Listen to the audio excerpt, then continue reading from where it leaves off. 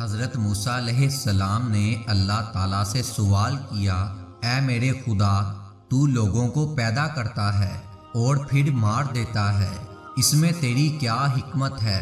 اللہ تعالیٰ نے فرمایا، چونکہ تیرا سوال انکار اور غفلت پر مبنی نہیں ہے، اسی لیے میں درگزر کرتا ہوں، ورنہ سزا دیتا۔ تو اس لیے معلوم کر رہا ہے تاکہ عوام کو ہماری حکمتوں سے آگاہ کر دے، ورنہ تجھے مخلوق کے پیدا کرنے میں ہماری حکمتیں معلوم ہیں۔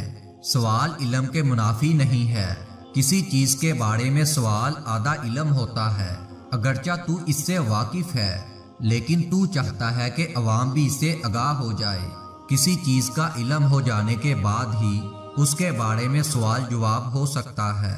صرف علم ہی گمراہی اور ہدایت کا سبب بنتا ہے، جیسا کہ نمی اور تری ہی پھل میں شیرینی کے علاوہ تلخی بھی پیدا کرتی ہے۔ ملاقات اور تعارف سے دوستی اور دشمنی پیدا ہوتی ہے، اور غذا سے ہی بیماری اور صحت دونوں پیدا ہوتی ہیں۔ موسیٰ علیہ السلام، تو ناواقفوں کو حکمتوں سے واقف کرنا چاہتا ہے، اسی لیے تو جاہل عارفانہ برت رہا ہے۔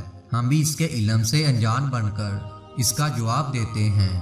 پھر میرے رب کریم نے جواب میں حضرت موسیٰ علیہ السلام کو حکم دیا کہ تم کھیتی بو دو۔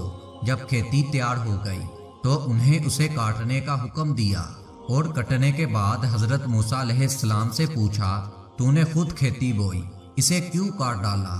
حضرت موسیٰ علیہ السلام نے عرض کیا کہ کھیتی کے پکنے پر اس میں دانہ اور بھوسا تھا، اور دونوں کو ملا جلا دینا مناسب نہیں تھا۔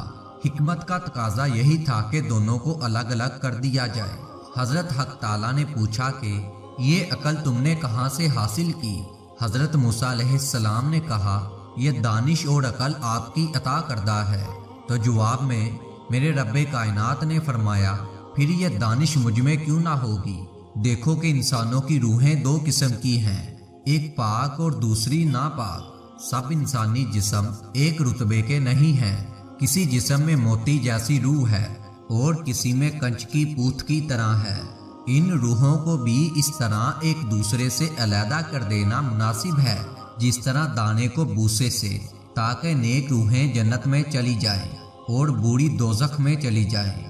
پہلی حکمت تو مارنے کی تھی، اور پیدا کرنے کی حکمت یہ ہے کہ ہماری صفات کا اظہار ہو جائے۔ حدیث قدسی ہے کہ میں ایک پوشیدہ خزانہ تھا، میں نے چاہا کہ میں پہچانا جاؤں، لہٰذا میں نے مخلوق کو پیدا کیا۔ ناظرین کرام، انسان کے جسم میں جو موتی ہے اس کو ضائع نہیں کرنا چاہیے، اس کی بے حد حفاظت کرنی چاہیے، تاکہ ہم جنت کو پا سکیں اور دوزخ کو دور رکھ سکیں۔